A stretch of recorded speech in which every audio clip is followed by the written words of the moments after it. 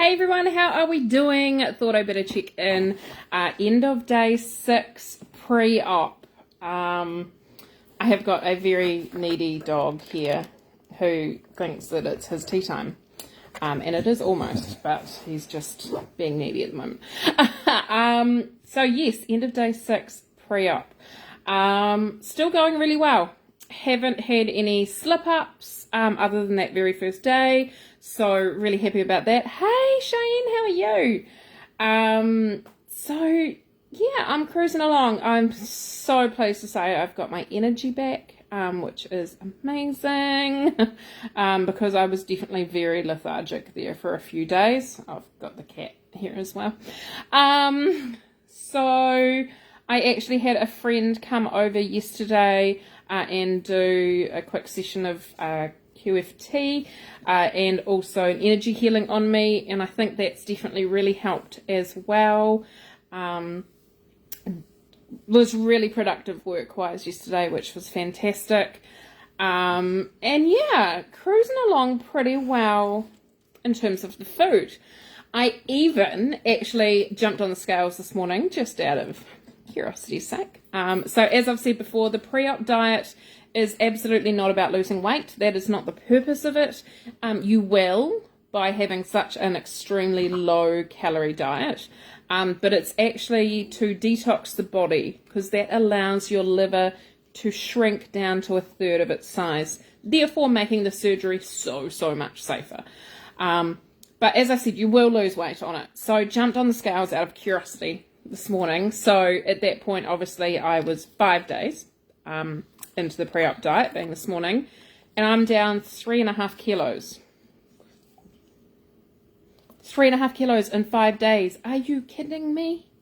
Like, I was literally standing there on the scales going, maybe I don't need the surgery. Maybe I'll just do this pre-op diet forever. I mean, I'm not struggling. It's fine. I know that's not realistic. Totally know that's not realistic. But that's where my mind went at the time. So pretty stoked about that. So 3.5 kilos into the journey already gone. I have noticed today anxiety rising with me. So anyone that knows me and knows my journey so far knows that I do travel the road of anxiety and depression, something that I'm very well versed to and well versed to living with. So I can easily recognise these signs when they creep in, and definitely noticed the anxiety creeping in today. Had a bit of certainly not a panic attack or anything like that, but certainly had quite an anxious hour or so this afternoon. I actually went and did my puzzle to try and just completely step back from it for a moment. Now this will kind of, I was going to say this kind of explains the brain of someone with anxiety, but I won't lump that onto everybody else. This kind of explains how the way my brain works. I was getting exceedingly anxious about the fact that I don't think I'm anxious enough about surgery. Go figure. But I'm honestly sitting there this is such a huge thing. Everybody says that, it's such a huge decision, and it's going to be a hard road to travel, and it's going to be a real tough journey to travel. And I feel like I'm not freaking out about it. So I got anxious about the fact that I'm not freaking out about it. How does that even make sense? So I did my puzzle for a couple of hours, let go of that. And then actually a lovely woman came over. She started as a customer of mine, and I'm now blessed to call her a friend. She popped over, and she has had the surgery May last year, so she's coming 8-9 months ahead of me. So I had a really good chat to her for a while, which was really nice. One thing that is playing on my mind a lot at the moment that I just need to get my head around is coming home post-surgery. So due to some unforeseen circumstances, the person that I had arranged to move into my house for a week, so she would be here with my son when I was in hospital, and then stay with me for the 3 days after I got home from hospital. Unfortunately, totally unforeseen circumstances, can't make it anymore. So I have got new plans in place. That's all sorted. But the new plan is that I will be coming home to the house by myself with my 8-year-old son. I've got amazing school mums that are all set up to do like school pickups and drop-offs and help with all of that while I'm not able to drive. But it's that reality of coming back here by myself, and I'm starting to worry a little bit about that, of whether actually I need to think about that more and see if I can find someone that's willing to stay with me. So I'm pondering that. I'm really pondering that at the moment. Oh, Joe, it's so nice to read that you were calm as well. You knew that you were doing the right thing for you. And that's actually what my friend that came over today said as well, that she wasn't freaking out about it because she knew it was the right thing. So maybe that's it. I mean, I have been thinking about this for 3 years, right? I have researched this. If anyone knows Marie, you know Marie researches things. I have researched this till the cows come home. Maybe that's it. But that was just how my brain works. Let's make Marie anxious because she's not anxious enough. Because that makes sense. But yeah, otherwise, happy to report things are going well. My biggest fear leading up into this point has been the pre-op diet. I was freaking out about the pre-op diet. Like, that was my biggest fear. And it's been fine. Quite enjoying the shakes. Good with the dinners.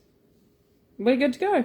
I'll tell you, the soups are a little bit average. They're not awful. They're just, I wouldn't choose to have one of the soups.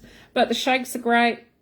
The meal, great. So yeah, I'm doing all right. So that means that it is only 1 week tomorrow until surgery. So it's quite symbolic for me, the date of my surgery. This is my second Valentine's Day since my marriage ended. So for a bit of a recap for anyone new here, high school sweethearts, we each moved out from in for our parents as teenagers, in together, hadn't been together ever since. Together 20 years, we travelled the world, we built a house, we have a beautiful 8-year-old son now, and that marriage ended 18 months ago, whatever it was. First Valentine's Day was rough, not gonna lie.